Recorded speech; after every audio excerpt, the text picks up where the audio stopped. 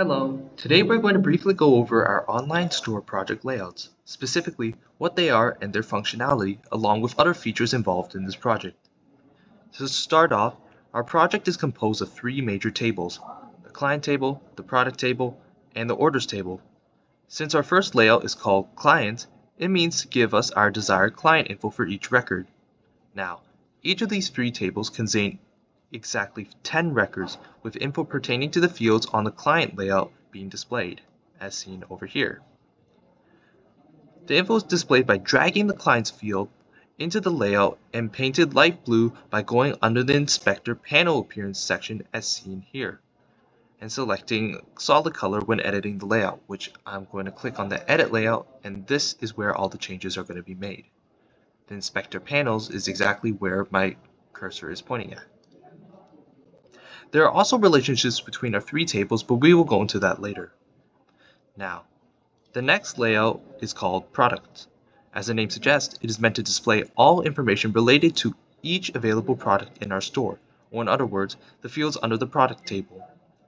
The information is synced by creating a many-to-many relationship with the client ID in the client table to the client ID in the orders table, as seen over here with these linkages. While most of the fields under this layout were edit boxes, which are the light blue boxes, the brand field is different as it is a pop-up menu, meaning that the options for choosing a brand are already predetermined with its own field values and are there for the user to select rather than type in.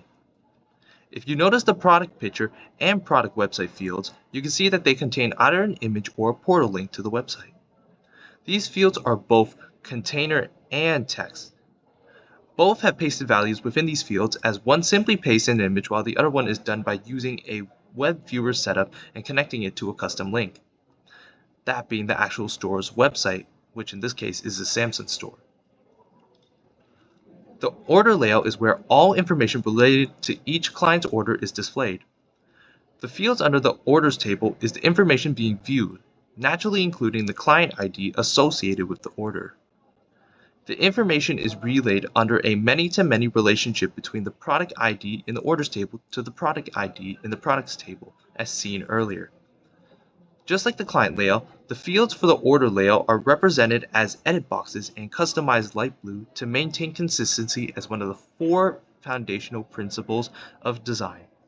The same could be said about the theme and lighting which was applied to the previous and upcoming layouts in this project, as seen by this black bar. If you have noticed me clicking from time to time, you can see that at the very top of each layout, there's a black button bar across the top navigation part.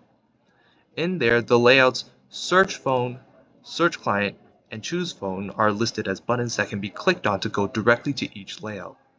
This is done by making each of the buttons perform a single step of a script rather than executing an entire script. Naturally, that applies for all the other layouts listed in the button bar.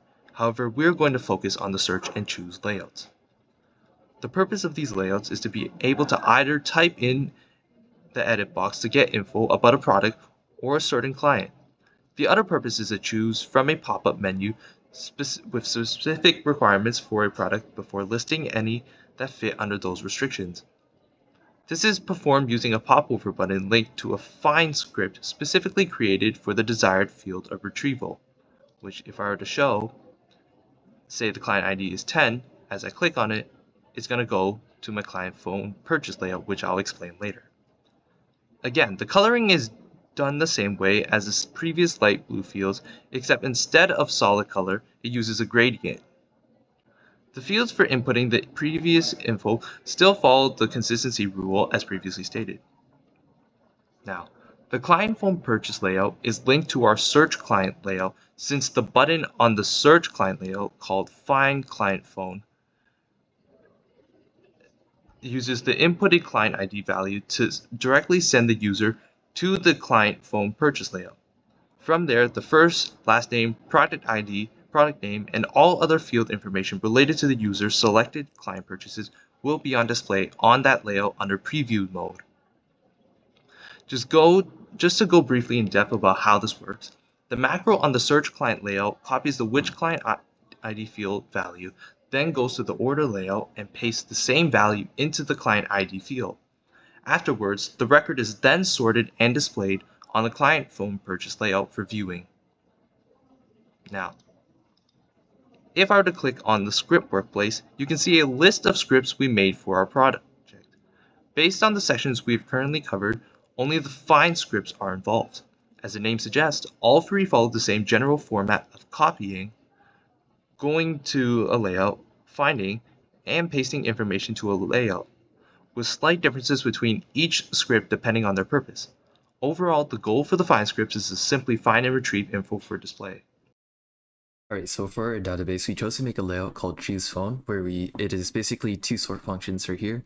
We can choose whether the brand is Apple or Samsung, and then we can sort it by price or by release date. And then we just have to press find to find a report of the brand of the phone, as well as being sorted by the release date.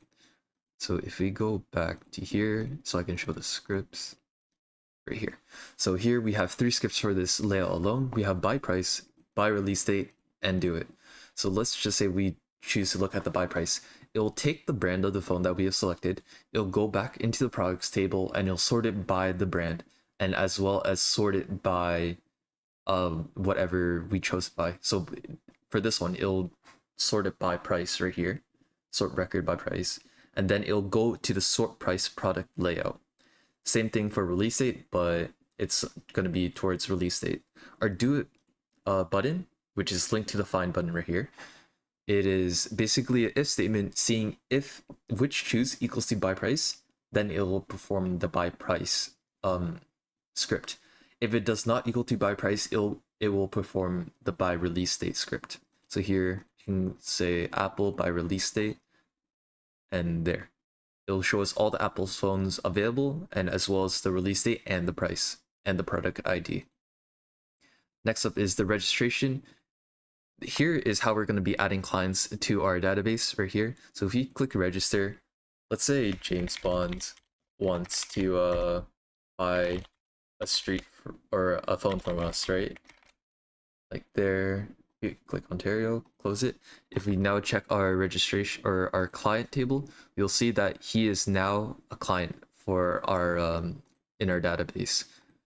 So here we also show all the previous clients that we had and what phones that they have bought, just to show off really, and see so other people can see what phones that people are buying recently.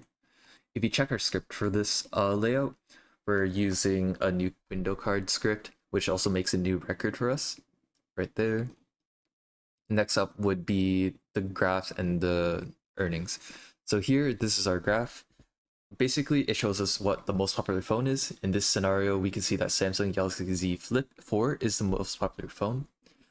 Our last layout would be the finance report, which shows us the amount of phones, the price, and all of the total sales that we have done thus far. So here we can see that we've made a total of $10,332 ever since opening up this online website.